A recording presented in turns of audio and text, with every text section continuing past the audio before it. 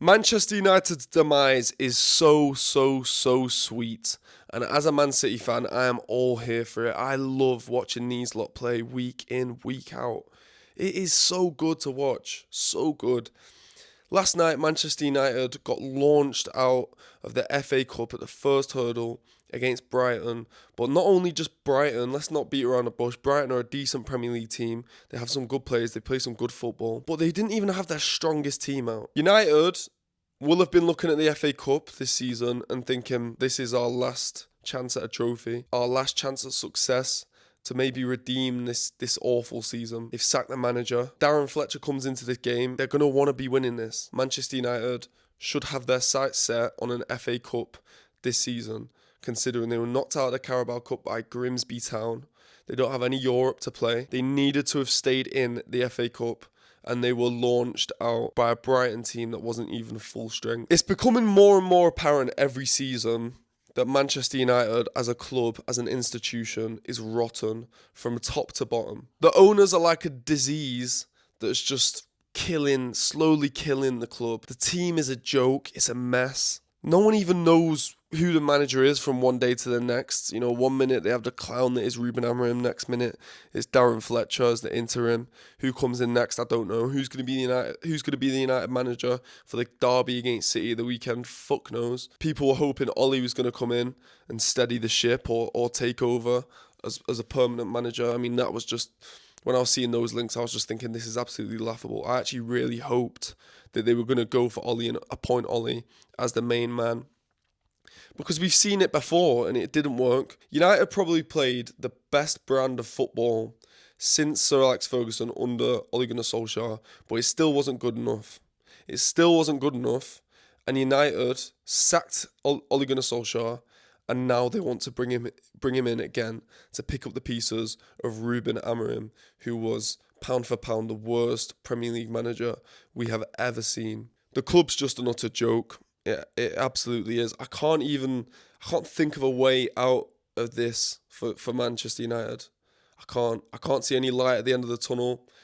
I truly believe United are in crisis, and I truly believe that the club is doomed for the foreseeable future. And when I say foreseeable future, I mean for the next 5, 10, 15 years. Like, I really, really can't see them progressing beyond that unless serious action takes place, unless United fans come together, protest, stop some big games happening, maybe stop the derby going ahead. They did it against Liverpool one year. They stopped it, the match against Liverpool. So unless United fans can come together and seriously take action, not just wave some flipping green and yellow scarves about, not a few chants or a few signs, I can't see a way out. United need a miracle. They need something to happen like what happened to Manchester City. They need new owners to come in and buy into the club and invest smartly, not just chuck money willy-nilly at anything, because United have spent a lot of money. Let's not pretend they haven't spent money, because they have, and it's not worked. The players they've brought in have looked good elsewhere, and they've come to United and it's toxic and it's slowly killed them. I don't know whether it's the fans, the expectations of what Manchester United were, and then coming into a shambolic team. It just kills players. It's a graveyard for players. So I don't know what United can actually do to progress from here. If I was a United fan, I would be just looking at this and thinking, Jesus Christ, this is depressing. But luckily I'm a Manchester City fan, and I'm looking at the score every week and I'm just buzzing and laughing. My heart goes out to United fans. It doesn't really, actually. I don't like any United fans. I honestly can't see a way out for Manchester United, and I'm so happy about that. There's a derby at the weekend, City versus United. I'm excited for that. I really am. Obviously, it's a derby. It's at Old Trafford. Anything can happen. With the current state of Manchester United, City should be going in and bopping these lot 4-0. We really should. I was on a podcast last night, and some of the lads were saying, one of them was a United fan, and he was saying City's defence is so vulnerable at the moment, and United's attack's good, and there's chances, like, he thinks United can win. And I was just sat there thinking, City's defence, right? There's this narrative, because Diaz and Gvardiol are out, that City's defence is dead weak and it's rubbish, and yeah, it's vulnerable. It's probably the weakest point in our team. But to be honest, since Diaz and Gvardiol both got injured, so what's that? Literally more or less just the Brighton game.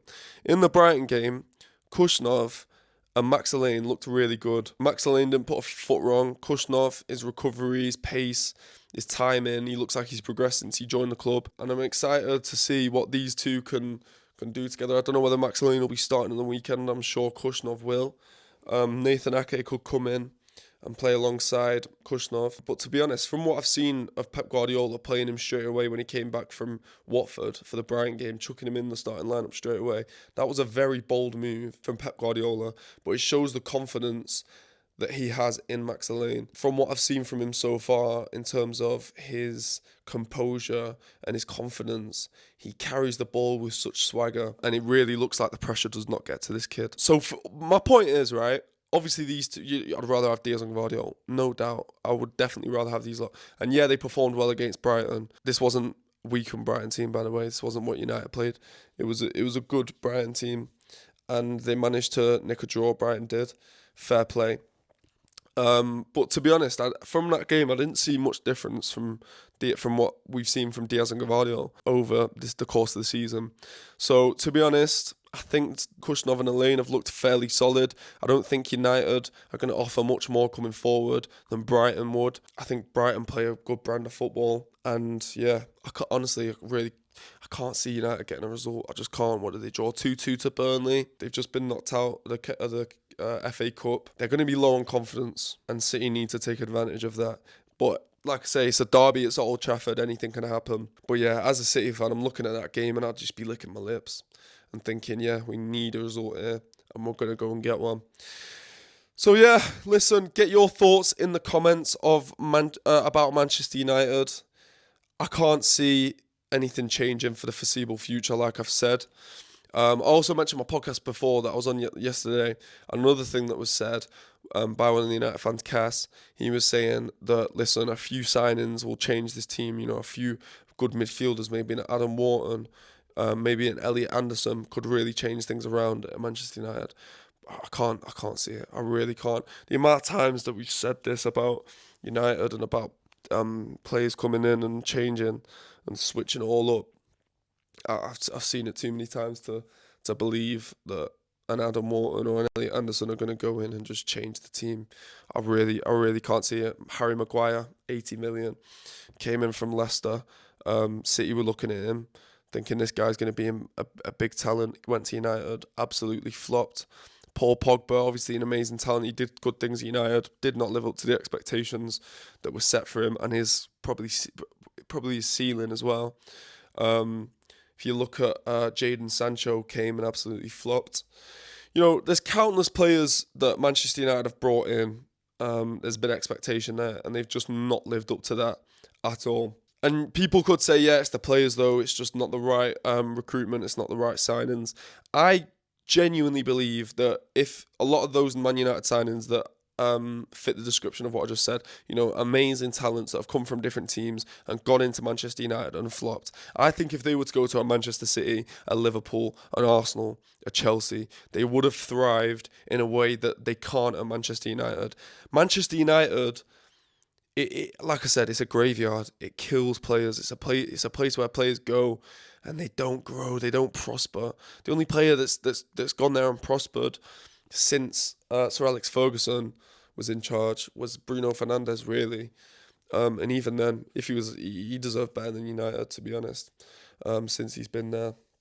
So look, get your thoughts in the comments below. I am buzzing, Manchester City fan here, buzzing about United's demise, United's downfall. It's laughable.